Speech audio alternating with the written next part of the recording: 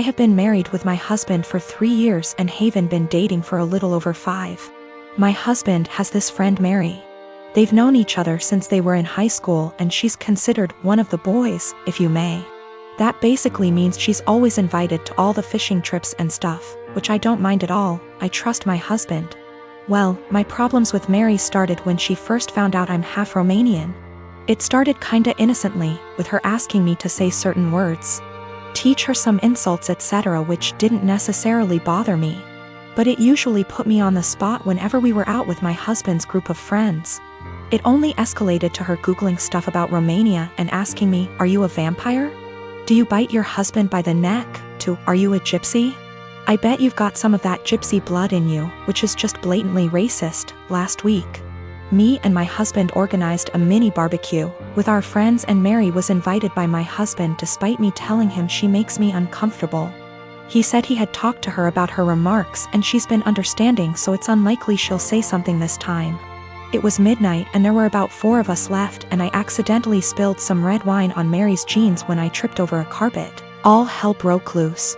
Mary started saying that I'm a witch and I'm trying to ruin her life and this whole thing is part of my ritual and I'm just a immigrant gypsy trying to ruin my husband's life and I've poisoned my husband against her. I started crying and profusely apologizing. When she wouldn't drop it, I kicked her out and banned her from ever coming to my house again. My husband insists that Mary was just drunk and talking nonsense and he would talk to her. He also told me I'm way too sensitive about my heritage and I'm an a-hole for banning her.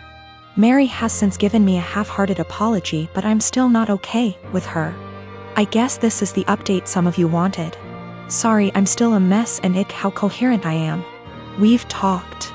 He admitted to being in and out of an affair with Mary in the first 2 years of our relationship and she wanted to win him back, I guess. I called my mom to come help me pack some stuff and him out. That's it. Mary can have him. I've been gaslit for years and it took a Reddit post to realize. Oh, the irony. Thank you, Reddit. A lot of people seemed suspicious of Mary and my husband's friendship / relationship etc. and have asked if I ever suspected anything. No, I didn't. Me and my husband had, or I thought we had, a very strong relationship, based on communication and honesty. Guess it only applied to me. Also, Mary is very close with all the boys in the said friendship group. The other wives raised concerns in the past, but they've all been shut down by the boys in the group or by Mary herself. I guess I always respected their friendship group because they were very close for so long and it felt unfair to change that because of me. As far as I'm aware, the other wives feel the same. Plus Mary has been in a relationship for about 2 years and always claimed she's focusing on her career. She's too busy etc., so none of us ever saw her as a potential threat. But now it just makes me think there could be more to this story. But I'm tired. As of right now, I am just exhausted. My Romanian witch blood won't let me live until I find out the whole truth, but I need time. I am 19 years old and my parents are in their 50s. For as long as I can remember, I have been allergic to several things: dairy, wheat / flour / gluten, legumes. Since I was a young child, my parents have completely kept all of them out of our house. While other kids ate breakfast cereals, I ate fish and assorted pickled vegetables for breakfast. While other kids had Lunchables, I had grilled chicken or fish with, again, assorted vegetables, usually sweet potatoes. While other kids ate birthday cake at the birthday party, I had an apple. I never questioned this until a couple of months ago.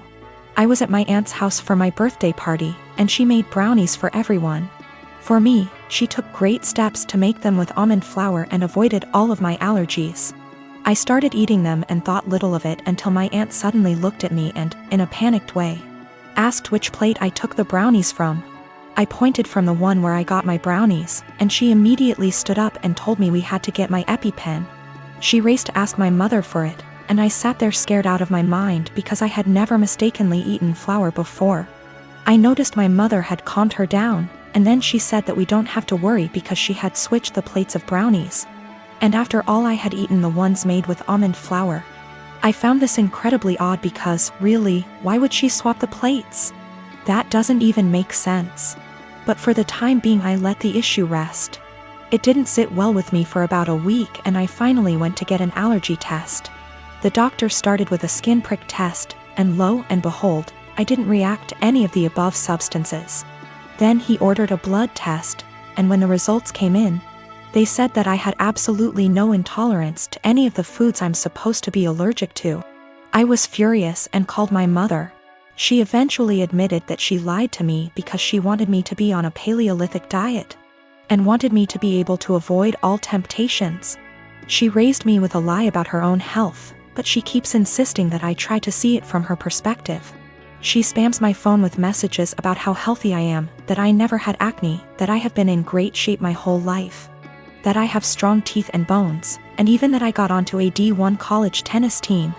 She has started calling me ungrateful for her intervention and insisting that I really should be glad I never got carb addicted. I don't know what to think.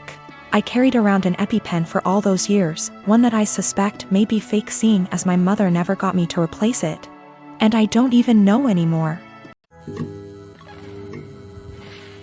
My partner and I have been in a relationship for 5 years, living together for 4. Recently my partner came home having had a short meeting with a financial advisor and was really eager to talk about our financial future, WRT savings goals, life plans, timelines for saving up a deposit for a house, etc. This is a conversation I've been trying to have for years with him, so you'd think great, right? I should be really happy we're finally there. But I'm not. Talking about us going for a meeting with a financial advisor and starting to build towards our future together has given me really cold feet about the relationship. I think part of it is why now? I've been trying to talk to him about this for a really long time. With renewed efforts at the start of this year when I landed my first full-time salaried position and was working out my budget / personal savings goals. Just 4 months ago he wouldn't have a conversation about it. But now that the financial advisor has said the same things, it's obviously something we should be doing and I should just jump on board with. I think if the advice was particularly different to what I'm already planning, I'd be less annoyed. But the advice is the same. There's a certain type of savings account you can start in the UK specifically for saving up for a house. And I've been talking about planning to open one once I'm full-time employed for literally 3 years. And he brought it up like this new, novel idea I'd never heard of. It makes me wonder if he's ever listened to anything I've ever said. He's always been more frightened of commitment / taking the next step. And I've driven that for the majority of our relationship. Become official / exclusive? I pushed for it. Move in together? I pushed for it. Start a joint account for household costs? Me move into a bigger place and buy our own furniture? My call. And every step of the way he's against it, and I have to convince him why it's the right decision.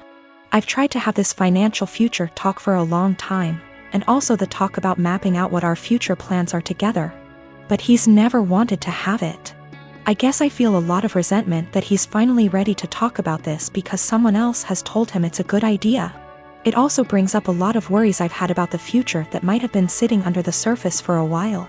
Like the marriage and kids talk, I've always been clear about what I want, and he's always vaguely agreed with me. But trying to talk to him about time scales for it is like pulling teeth and always turns into an argument. It's not like I'm saying you have to propose now or I'm leaving or anything. It's literally just stuff like, ideally I'd like to be thinking about engagement and buying a house by 28, and married looking to have kids by 30. So he's literally got like half a decade. But we can't have that conversation because he shuts down / gets annoyed / feels pressured. And I have no idea what he wants from the future because he won't tell me. There's a lot of resentment in this post, and I feel the need to clarify that I love him. He's my best friend and our day-to-day life is a dream.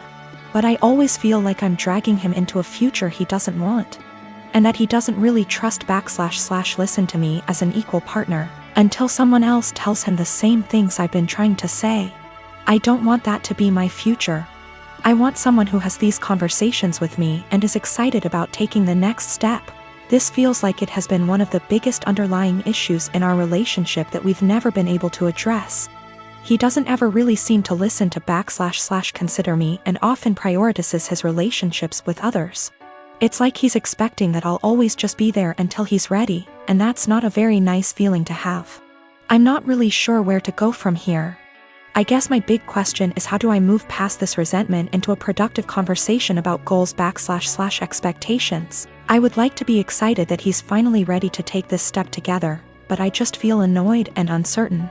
I would also like to address the issues of not feeling like a priority once and for all, since previous attempts haven't been successful. So I suppose my other question is, how do I make our communication better so that we can actually talk about these things and come up with a plan to fix them? I have been with my wife for 10 years now, and she always has had this habit of making me look bad with our finances.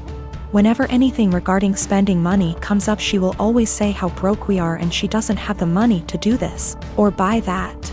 The thing is, we are doing well financially. We have decent jobs and combine our salary is roughly $125K / year. As of today, our net worth is more than $1 million, but less than 2. I had saved / invested a lot before getting married, so I gave us a good head start. I control the finances / take the lead, but we both agreed to living a very modest life.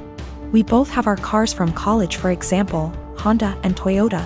She knows everything about our finances because at least once a month I go over it with her every time I deposit money in our investment accounts or our kids' college funds. For banking, we have an emergency fund and I budget everything else to go straight into investments. We basically stay right at $10,000 in our bank savings account and $500 in our checking account after bills. Most of the time there is more than $500 in our checkings, but once I pay our CC each month, I then move anything extra. We always use the CC, so it's not like we only have $500 to spend. Our CC limit is $25,000. A few months ago we had dinner with her friends and they talked buying a new car. My wife said something like, "I wish I could get a new car, but I'm always broke after paying the bills. We still have our college cars." Wife does not want a new car. She will go on to talk about if she had money what she would want to buy, and it always makes me feel ashamed. This "I'm broke" story has been happening for years. When we were driving home, I asked her about. She understood we have the money, but it's how she feels because her bank account is always low. I said I can increase our budget or keep more money in our bank if she wants. Since we are doing well, I'm okay with spending more. She said no and again was happy with our finances. I explained that when she says we are broke, it makes me look bad and I feel ashamed. It's as though I can't provide for the family and / or I am bad with money. She doesn't see it that way. The same conversation has come up numerous times about us being broke. Recently, I reminded her numerous times it makes me feel and look bad in front of friends and family. I told her if she keeps saying stuff like that, I will reveal that we are doing well with money. I gave her a few reminders I'd eventually do this, but she kept going with the "I'm broke" story. At a dinner with her sister and parents, the same "I'm broke" story came up. I piped in and said, "It's weird to hear a millionaire say they are broke." My wife said, "I'm not though." And I quickly say, "We are millionaires and you know that. We go over our finances every month." Well, the "I'm broke" story stopped after that and the night went on as usual. A little later the same thing happens with her friends and I use the same line. Now my wife is mad at me for using that line and revealing roughly how much money we have. She said it seems like I'm gloating. I say it's better than making me look like I'm running us into the ground financially. I'm pretty open to us spending money and I don't restrict her spending. She has the CC to spend money monthly. Most of the month we have far more than $500 in our checking, but I move anything above to our investments once I pay the CC every month. I know I won't have any big expenses then. If I do, we have the CC limit and the $10,000 emergency cash. We live on a really cheap area and had a low cost of living. We never felt RHE need to upgrade until we wanted to start having kids. I didn't have to change our lifestyle much to save a lot. My job is in demand and pays well because nobody wants to live out in my area. So after expenses I take home a lot more than I would living in a major city. Probably 3 to 4 times more net savings annually if I had to guess. She doesn't want a new car and has told me that multiple times. She doesn't like driving and feels comfortable with her current car. She doesn't know what she wants to do when she retires. I know I'll be golfing, games, and eating edibles most days. I don't do any of this much now because we have kids and they will be my focus for a long time. I maybe golf 1 or 2 times a month AMD. That's the only times I take edibles. I'll speak more with my wife about this. I think she may not feel like it's her money since she never saved much before we got engaged.